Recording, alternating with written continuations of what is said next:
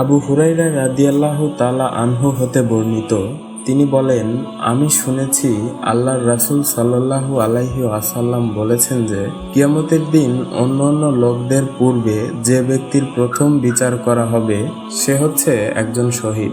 তাকে আল্লাহর দরবারে হাজির করা হবে। আল্লাহ তাকে তার দেওয়া নিয়ামতের কথা স্মরণ করিয়ে দেবেন, সুতরাং সে তা স্মরণ করবে। অতঃপর আল্লাহ বলবেন, ওই নিয়ামতের বিনিময়ে তুমি কি আমল করে এসেছো? সে বলবে, আমি তোমার সন্তুষ্টি লাভের জন্য জিহাদ করেছি এবং অবশেষে শহীদ হয়ে গেছি। আল্লাহ বলবেন, তুমি মিথ্যা বলছো, বরং তুমি এই উদ্দেশ্যে জিহাদ করেছো যাতে লোকেরা তোমাকে বলে অমুক একজন বীর পুরুষ, সুতরাং তাই বলা হয়েছে। অতঃপর ফেরেশতাদেরকে আদেশ করা হবে এবং তাকে উবুর করে টেনে নিয়ে গিয়ে জাহান্নামে নিক্ষেপ করা হবে। দ্বিতীয় হচ্ছে এমন ব্যক্তি যে ইলম শিক্ষা করেছে, অপরকে শিক্ষা দিয়েছে এবং কুরআন পাঠ করেছে। তাকে আল্লাহর দরবারে উপস্থিত করা হবে। আল্লাহ তাকে পৃথিবীতে প্রদত্ত তার সকল নিয়ামতের কথা স্মরণ করিয়ে দেবেন। সেও সবকিছু স্মরণ করবে। অতঃপর আল্লাহ বলবেন, এই সকল নিয়ামতের বিনিময়ে তুমি কি আমল করে এসেছো? সে বলবে, আমি ইলম শিখেছি, অপরকে শিখিয়েছি এবং তোমার সন্তুষ্টি লাভের জন্য কুরআন পাঠ করেছি।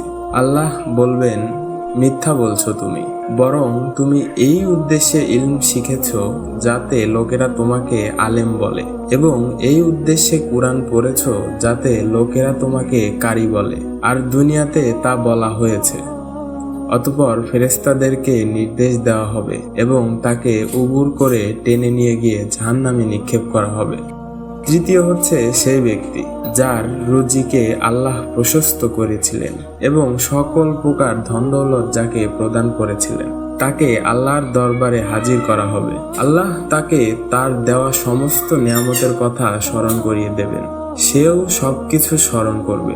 অতঃপর আল্লাহ প্রশ্ন করবেন, তুমি ওই সকল নিয়ামতের বিনিময়ে কি আমল করে এসেছো? সে বলবে, যে সকল রাস্তায় দান করলে তুমি খুশি হও সে সকল রাস্তার মধ্যে কোনোটিতেও তোমার সন্তুষ্টি লাভের উদ্দেশ্যে খরচ করতে ছাড়িনি আমি। তখন আল্লাহ বলবেন, মিথ্যা বলছো তুমি, বরং তুমি এজন্যই দান করেছিলে যাতে লোকে তোমাকে দানবীর বলে, আর তা বলা হয়েছে। অতঃপর ফেরেশতা বর্গকে হুকুম করা হবে এবং তাকে উবুর করে টেনে নিয়ে গিয়ে জাহান্নামে নিক্ষেপ করা হবে। এই তিনটি ঘটনা আমাদের শিখিয়ে দেয় যে আমাদের আমল এবং উদ্দেশ্য সঠিক হতে হবে, কারণ আল্লাহ আমাদের অন্তর দেখে। আল্লাহর পথে আসল উদ্দেশ্য অবশ্যই শুধুমাত্র তার সন্তুষ্টি লাভ করা।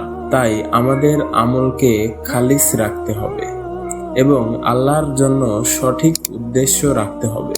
আল্লাহ আমাদের সকলকে সঠিক পথে পরিচালিত করুন।